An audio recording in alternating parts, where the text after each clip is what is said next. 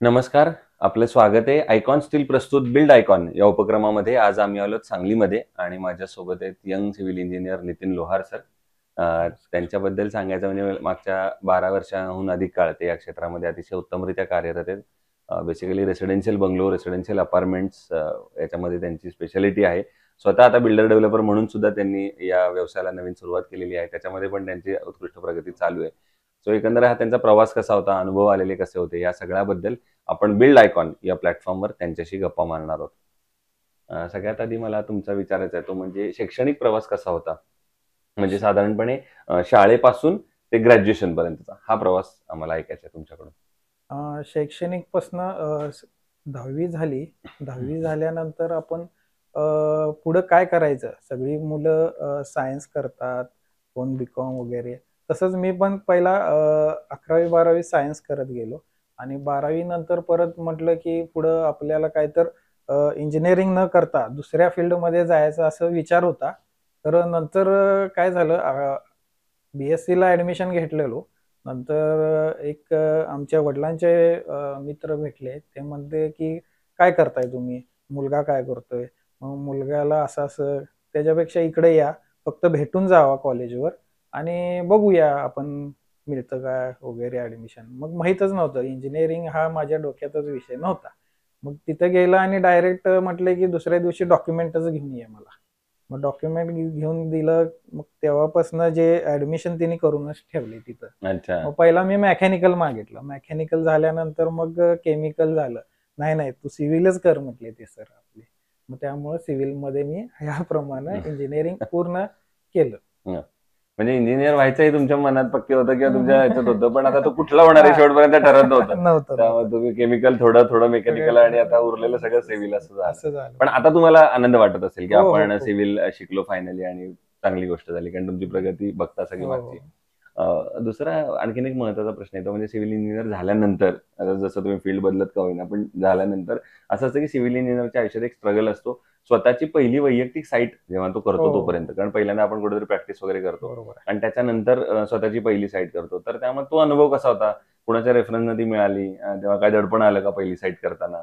तो सगळा हो. प्रवास कसा होता? स्टार्टिंगला काय केलं मी, कॅम्पस थ्रू 2009ला मी पास झालो. हं. कॅम्पस थ्रू मला मुंबईला कॉल आला. मुंबईला इंटरव्ह्यू देऊन मग त्यात सिलेक्शन झालं. मग तिथून एक 2 वर्ष मग परत कंपनी बदलून परत बंगलोरला गेलो. तिथनं परत पुण्याला आलो. तिथून म्हटलं, की परत आपल्या सांगलीतच काहीतर व्यवस्थित आपलं स्वतःचं सेल्फ काहीतरी चालू करूया. म्हणून मी इथं आलो, चालू केलं. आणि चालू करताना पहिला प्रोजेक्ट असं ओळखीतून एक एम-आय-डी-सीमध्ये स्ट्रक्चरचं प्रोजेक्ट मिळाला आम्हाला. मग तिथून जे पिकअप झालं, ते आजपर्यंत ह्या पोझिशनला आलेलो आहे. आत्तापर्यंत 50 प्लस बंगलोज झालेले आहेत आणि अपार्टमेंट 5 प्लस झालेले आहेत. वाह! वाह! मग आता येऊया यातल्या काही तांत्रिक प्रश्नांकडे. त्यातला पहिला हां. प्रश्न आहे तो बंगल्यावर काम करताना किंवा हं. स्वतःच्या रेसिडेन्सी प्रोजेक्टवर काम करताना अकुशल कामगार किंवा अनस्किल्ड लेबरचं पर्सेंटेज या फील्डमध्ये जास्त आहे ते तुम्हालाही हो, जाणवलं असेल. तर अशा लोकांबरोबर काम करणं बऱ्याचदा धोकादायक सुद्धा ठरू हो. शकतं. तर तुम्ही कशी परिस्थिती हाताळता साइटवर आणि कसं बघता या सगळ्या परिस्थितीकडे? नाही, अकुशल किंवा काय त्यांना काम नेमून दिलेलं असतं. हं. म्हणजे कुठलं काम कसं करावं, काय नाही. बाबा दिवसभरात ह्याच्याकडं एक 8 तासात बाबा दिवसभर ह्याच्याकडं कुठलं काम एक्स्कॅव्हेशनचं असू दे किंवा क्युरिंगचं असू दे किंवा मटेरियल शिफ्टिंगचं असू दे इथून तिथनं तिकडे. मग त्या पद्धतीनं त्याला व्यवस्थित ट्रेन पहिला 1-2 दिवस तो वेळ खाणार. नंतरनं थोडं-थोडं हळू तो शिकत जाऊन पुढं-पुढं त्याचं तो लागणार हं, कामाला. हं, हं. बरोबर. असं मी म्हणजे थोडंफार त्यांना पण म्हणजे एकदम पण लादून चालणार नाही. चालणार नाही. बरोबर आहे. आपल्यालाही लक्ष दिलं पाहिजे त्याच्यात. हां. पुढचा प्रश्न असा आहे, की आता रेसिडेन्शियल बंगलोचं पण तुम्ही खूप हो. काम केलंय. त्याच्यात तुम्हाला एक वाक्य कायम कस्टमरकडनं ऐकायला मिळालं असेल. ते म्हणजे आमचं बजेट थोडं कमी आहे किंवा हो, हो. इतक्याच बजेटमध्ये आता घर करून द्या. तर अशा वेळेला एक सिव्हिल इंजिनिअर म्हणून आता बिल्डर डेव्हलपर म्हणून तुम्ही ते बजेट आणि क्वालिटी या दोन्हीचा समतोल तुम्ही कसा राखता? कसं आहे, जे एस्टिमेट आपण दिलेलं आहे, एखादा बंगलो बांधायचा आहे, 1000 स्क्वेअर फूट बांधायचा आहे समजा, ते एक अंदाजे मिनिमम एक ₹2000 आत्ता स्टार्टिंग ह्या रेंजमध्ये होतं. मग 2000 मध्ये पण त्यांचं बजेट बसत नसेल, तर थोडंफार मग आपण काय करायचं की जे काय एक्सेसिव्ह जिथं कॉस्ट कटिंग करता येतं. समजा फिनिशिंगला म्हणा किंवा ह्याच्यात आपल्याला एखादा फ्लोअर थोडासा त्यातले रूम्स वगैरे साईज कमी करून त्यातल्या त्यात ऍडजस्ट करता यावं असं आपली अपेक्षा असते. म्हणजे जेणेकरून कस्टमरला पण वाटलं नाही पाहिजे बाबा माझा बंगला असा थोडाफार हे झालाय आणि थोडंफार कमी ह्याच्यात आपण हे केलंय. त्याला बरोबर. पण राहिल्याचा आनंद राहिला पाहिजे. हम्म, हम्म, हम्म. पुढचा प्रश्न आता यापेक्षा वेगळा आहे. तो म्हणजे असा आहे की सांगली जिल्ह्याच्या विकासाचं विजन एक सिव्हिल इंजिनियर म्हणून किंवा बिल्डर डेव्हलपर म्हणून जर विचारलं तर तुमच्या डोळ्यासमोर कुठले मुद्दे येतात ज्या क्षेत्रांवर किंवा ज्या सेक्टरवर आता काम करण्याची गरज आहे, तर पुढच्या 10-15 वर्षात सांगलीला पुण्या मुंबईसारखं आपल्याला पुढे न्यायचं असेल तर कुठल्या क्षेत्रांवर काम करण्याची गरज आहे असं तुम्हाला वाटतं? मला जास्ती करून MIDC वर भर दिला पाहिजे. हं. तिथले स्थानिक लोकांनी तिथला ते प्रॉब्लेम सॉल्व्ह केला पाहिजे. ज्यावेळी इथं रोजगाराचं डेव्हलपमेंट म्हणजे जास्त येईल, हं. त्यावेळी मग चांगलं बूस्ट मिळेल इथं. आणि IT सेक्टर म्हणा, ते पण आलं तरी एकदम म्हणजे इथला कायापालटच होऊन जाईल. वा. आणि बेसिक म्हणजे इन्फ्रा जे आहे इथलं, ते पण चांगलं सुधारेल. जसं IT आणि इन्फ्रास्ट्रक्चर आहे, तुम्ही 2 महत्त्वाचे मुद्दे मांडले. तर मग ते आणण्यासाठी शासनानं अजून काय प्रयत्न, प्रकल्प केले पाहिजेत असं तुम्हाला वाटतं, की ज्यामुळे त्याची थोडी गती वाढेल आणि ते प्रकल्प पुढे सांगलीत येतील? काय त्यांचं फॉलोअप सारखं पाहिजे. त्या म्हणजे ज्या त्या एरियात जिथं जागा अवेलेबल होईल, ज्या ठिकाणी मार्केट चांगलं आहे, त्या ठिकाणी पोषक वातावरण आहे, ते सारखं म्हणजे फॉलोअपमध्ये राहिलं तर ते होण्यास लवकर होऊ शकते. बरोबर, बरोबर. पुढचा प्रश्न असा आहे, की आता तुम्ही रेसिडेन्शियलचे पण बरेच प्रोजेक्ट केलेत आणि इकडं हो. ह्याचे पण केलेत. तर मग एखादाच आयकॉनिक प्रोजेक्ट असा जर तुमचा सांगायचा झाला, तर कुठलं नाव डोळ्यासमोर येतं? आता एक आता सध्या चालू आहे श्री अपार्टमेंट म्हणून, आणि ओके. त्याच्या अगोदरचा एक तुलसी अपार्टमेंट म्हणून आहे. हे दोन्ही प्रोजेक्ट एकदम व्यवस्थित आणि व्यवस्थित हँडल करून ताबा दिलेला आहे पोझिशन त्यांना.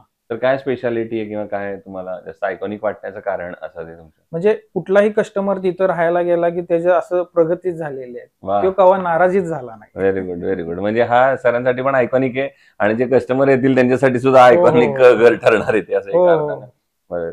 आणि जे पण प्रोजेक्ट्स आहेत आपले, ते सगळे वास्तुशास्त्र, आता सगळीकडे वास्तुशास्त्राप्रमाणे किचन म्हणा, हॉल, बेडरूम्स वगैरे सगळं आपलं प्लॅनिंग वास्तुशास्त्राप्रमाणेच केलेलं आहे. पार्किंग सहित आपण देतो. घेतो. वाह! दुसरं कन्स्ट्रक्शनमध्ये जेव्हा स्टील निवडण्याची वेळ येते, तेव्हा तुम्ही काय पॅरामीटर्स बघता आणि मग ठरवता, की हे स्टील चांगलं आहे, हे वापरलं पाहिजे? हां, स्टील पॅरामीटर्स जे आपल्याला म्हणजे योग्य म्हणजे त्याचं यील्ड स्ट्रेंथ म्हणा किंवा त्याची वापरण्याचे म्हणजे लवचिकता म्हणा, हं, फ्लेक्सिबल हं. किती वापर म्हणजे कुठलं स्टील कशाला योग्य होतंय, म्हणजे नंबर ऑफ बार्स म्हणा, त्या ठिकाणी कसं योग्य स्टील म्हणजे जे काय स्टील डिझाइन मिळतं आपल्याला, स्टील डिझाइन अनुसार ते पुटअप केलेलं जातं. बरं. म्हणजे एखाद्या कॉलम किंवा बीमला जे लागतं, हं. ते पूर्ण त्या पद्धतीनं आपण आता नंबर ऑफ ब्रँड्स आहेत. त्यातल्या त्यात आपलं तुमचे जे सीरीज आहे आयकॉन स्टीलची, हं. ती व्यवस्थित आणि फुल फ्लेजमध्ये प्रोग्रेसमध्ये आहे. ओके. तर तुम्ही ती वापरलेली आहे आणि वापरलेली आहे. ती वापरलेली आहे. हं, आपण हं. वापरलेली आहे. बरोबर. आणि आता शेवटचा प्रश्न म्हणजे या फील्डमध्ये तुमच्यासारखे जे तरुण इंजिनियर ज्यांना यायचे, आता पहिलं पाऊल आहे त्यांचं, हो. तर अशा इंजिनियर्सना आणि ज्यांना भविष्यात तुमच्यासारखं बिल्डर डेव्हलपर बनायचे त्यांना पण काय सल्ला द्याल मित्र म्हणून, सीनियर म्हणून? तिने ह्यात म्हणजे बिल्डर म्हणून आले तरी चालते. पहिला 1-2 वर्ष तिने अनुभव घेऊन मग फुल फ्लेजमध्ये ह्या कामात तिने लक्ष घालून व्यवस्थित म्हणजे आपलं जे कस्टमर आहे हेच देव मानून तिने व्यवस्थित दिलं वाह! पाहिजे त्यांना. वाह! क्या बात है! सो हे होते इंजिनियर, बिल्डर, डेव्हलपर नितीन लोहार सर आणि त्यांनी फार जाता महत्त्वाचा मुद्दा सांगितला, की कस्टमरला देव माना हो. सगळ्यात महत्त्वाचं. आणि जर तुम्ही, कारण त्याच्या मागचा भाव कदाचित त्यांचा असा असेल, की आपण ज्याप्रमाणे देवाची प्रामाणिकपणे सेवा करतो, त्याप्रमाणे तुम्ही ती ग्राहक सेवा द्या. तेवढ्याच प्रामाणिक, पारदर्शी राहा, हो, तर हेच तुमच्या यशाचं गमक ठरेल. हो, हो, हो. पुन्हा एकदा आपले मनापासून आभार आणि भविष्यात सुद्धा अशाच आयकॉनिक प्रोजेक्टची निर्मिती आपल्या हातून व्हावी, याच आयकॉन स्टीलतर्फे मनःपूर्वक